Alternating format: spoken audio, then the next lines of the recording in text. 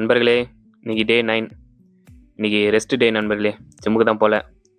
ஆஃபீஸில் marathon competition நடத்துகிறாங்க. சரி, அதனால் காலையிலே கிட்டுக்கிட்டுன்னு கிளம்பிட்டேன்.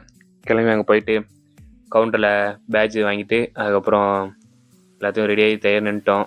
செம்ம கூட்டம். எப்படி பார்த்தா ஒரு 150 பேருக்கு கிட்டத்தட்ட வந்திருப்பாங்க.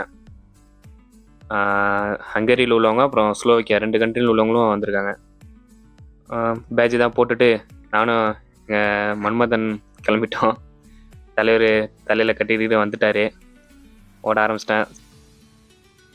இங்கேருந்து ஒரு 4 கிலோமீட்டர் ஓடணும். இங்கேருந்து ஹங்கேரியிலேருந்து ஒரு பிரிட்ஜ் கிராஸ் பண்ணி அந்தானே ஸ்லோவேக்கியா கண்ட்ரி போகணும். ஒரு பிரிட்ஜு தான் இந்த கண்ட்ரிக்கும் அந்த கண்ட்ரிக்கும் எல்லைக்கோடு.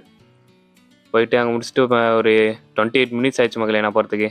மன்மதன் தான் 18 நிமிஷத்துலேயே போயிட்டார். புதுசாக ஓடினதும் காலுக்குலாம் வலிக்க ஆரம்பிச்சிச்சு. போனோடனே மெடல் தான் கொடுத்தாங்க.